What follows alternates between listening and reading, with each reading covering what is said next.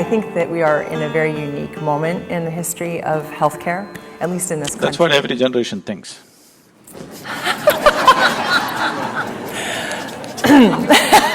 Well, let me give you some data points, maybe I can convince you.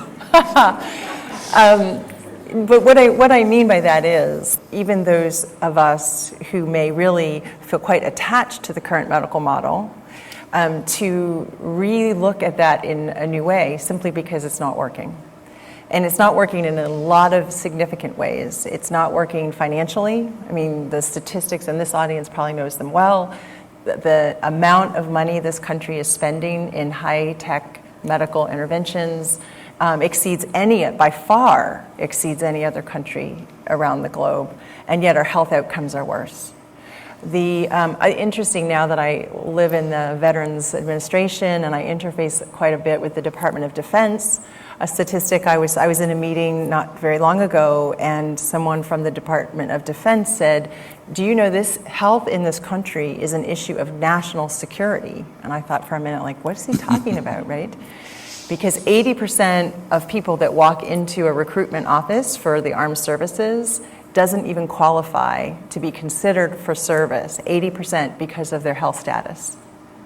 So the dominant medical paradigm is what you were describing, which is we have a disease that we have to fight.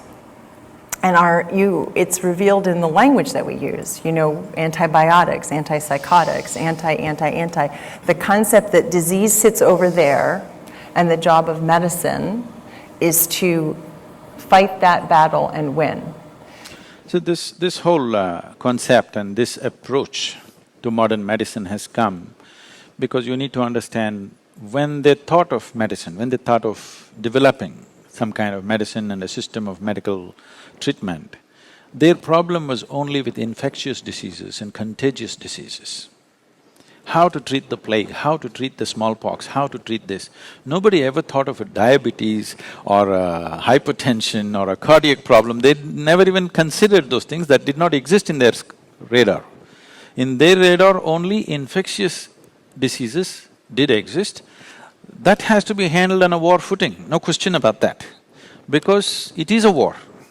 An infection means it's an invasion from another organism upon our own system, and you have to use chemical weapons. You can't shoot them. So, this whole medical system evolved from the need to handle infectious diseases, contagious diseases which were taking a huge toll on populations in those times.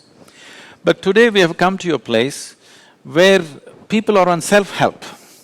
That is, they manufacture their own diseases, they don't wait for any infection to happen to them. Because now they're on self-help, they need another system of medicine, another way to approach it completely, which is the shift we are struggling to make right now. Well, now where we are, of course, is that the sciences have advanced. We have complexity theory and systems biology and quantum physics, but the medical model, the dominant medical model, again, I'm making gross generalizations, but the dominant medical model is still designed, our core competency is still designed on the find it, fix it approach, which is clearly failing. I mean, even in the chronic conditions in this country, we're not even holding our own. I don't know if you're aware of those statistics, but diabetes, hypertension, heart failure, they are all, the percentage of our population, obesity, the list goes on. Every single one of them across the board in our veterans and in our civilian population are increasing every year.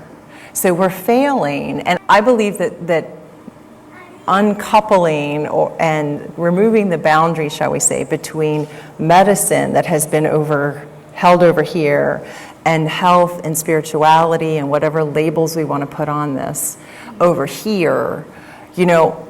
One response right now in this country is, even with Affordable Care Act, well, we have to focus more on health. So one response is, well, medicine will keep doing disease management over here, and then we can pay a little more attention and hopefully reimburse a little more for health optimization over here. I personally think, and then I want your thoughts on this, that's better than not including this, but the real opportunity is to remove the boundaries. These are not separate things. The mind and the body are not separate things. And in Western medicine, we're taught to diagnose and treat the diseases of the body, the diseases of the mind. But we have missed that the doorway to the health and healing of the body and mind is really, in my opinion, the heart and the soul. So how do we re-envision a future of healthcare where there aren't those boundaries? See, the ideal is one thing, and what we can do today is a different thing, okay? The ideal would be that we look at human well-being, not human health. If you consider human well-being as a composite subject and an approach, then you would consider what makes a human being complete and approach all of them together. That is the best way to do it. But today what can we do, if that's a question? We can only talk about, somewhere having a little… We can't marry them yet, we can only have a date. I kind of like to jump right in. The situation is not ready to simply get them together, no, because a lot more work has to be done, it's not going to happen in a short span of time. But we can start interfacing here and there. It is possible that hospitals can have a meditation center going within them, and it is possible meditation centers already generally have, but we can make sure that there's a little bit of health center out there. We can start having a little bit of a skirmish right now. Right now they're not ready for total union because in both the sides, there are too many opinions about each other. Largely, people are not looking at the whole health as such. They are trying to impart what they have studied or what they have grasped. It doesn't matter whether it addresses the whole humanity or the whole human being or not. So, that attitudinal change is not going to happen just like that. Till a day comes when medical education includes all these things, which may make it even longer than the way it is right now. And I would like to see a day when doctors, before they touch another patient, first fix themselves internally before they touch somebody else, because this is all important. When I say this is all important, for example, we were talking about Bhuta Shuddhi or handling the elements. Today, sufficient research has gone into, particularly into water, scientific research. And what these scientists are saying is, water has memory. If you give it a thought, it remembers. If you give it an emotion, it remembers. If you give it a touch, it remembers. So, if elements have that kind of memory outside, you can change the quality of water just by touching it or with a thought or an emotion or a hand. There's a beautiful experiment conducted by a 12-year-old girl and a 10-year-old boy in India. What they did was, they read about this somewhere on the internet and they came home and they set up 2 glass pots of water. One room, same water in 2 glass pots. One room they go and express very loving emotions, they touch it, they kiss it, they hug it every day for 10 minutes. Another room they go and abuse it and express all kinds of negativity. Their mother was very concerned, I can't believe they have so much negative emotion in them. They're expressing it to the water. In 10 days' time, this water for which they were abusing and expressing negative emotion, it turned dark. The other water remained just like that. They posted it on the YouTube, you must see it. So, this is something we have always known. In India, in part of our life, nobody in traditional Indian home ever drinks water from a tap. It doesn't matter whether it's potable or not potable. Even if it's said potable, it is not.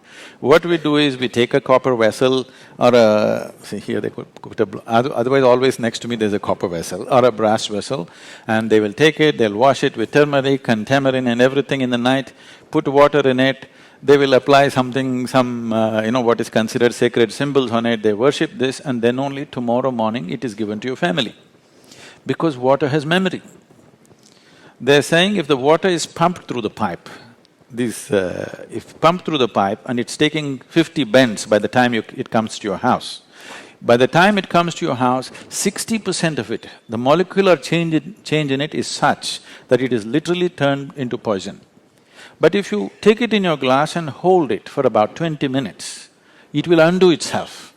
But just the forceful pumping, not contamination, just the forceful pumping is making the water in molecular structure in such a way that it's harmful to human health. So if you're doing that to the water, if you're treating this with all kinds of emotions and negativities and, all kinds of abuse to yourself and to others, the water here also behaves the same way. This is not new. Always every human being who lived on this planet with a certain connection with nature around him always knew this. So one of the things that we can do, particularly for people who are going to war and coming back, whatever, war is the most extreme situation that human beings can create by themselves. For other things, you need nature's help. People who have been put through this ringer, if they're coming in broken states, one of the best things you could do is all of them compulsorily should go through at least 1 month of living on a farm, being connected to the soil and water and air around them, putting their bare hands into the land and doing something simple. Just being connected. I must tell you this experience. We had a yogic hospital in our yoga center in India. We called it yogic hospital. We did not want it to grow too much because we don't want to turn into a hospital full-time. We are a spiritual center so we're keeping it low-key. Once when I came here, I spoke and a few doctors, American doctors who were interested, they traveled to India. They came and stayed there for 3 days and after 3 days, one of the volunteers came and told me all the American doctors are up in arms, they want to leave. I said, what happened? They said, it's best that you meet them, they're just off. Then I said, okay, and I went to meet them. Then I said, what's the problem? They said, you said there is a hospital. Where is a hospital? There is no hospital here. I said, right now there are about 60 and odd patients. I said, where is it? Their idea of a hospital is that there must be beds, you must treat sick well, and everybody should be… If you treat them so well, they will not want to become healthy. Where are the patients? I said, they're all in the garden, I put them to work. We give them the treatment and therapies and medication, but rest of the time I put them to work. Whatever they can do, they must do. Above all, they must sit and work barefoot and bare hands with the soil. Just being in touch with the planet, because you're just a drop of this planet, you're forgetting that. What you call as my body is just a piece of the planet, isn't it?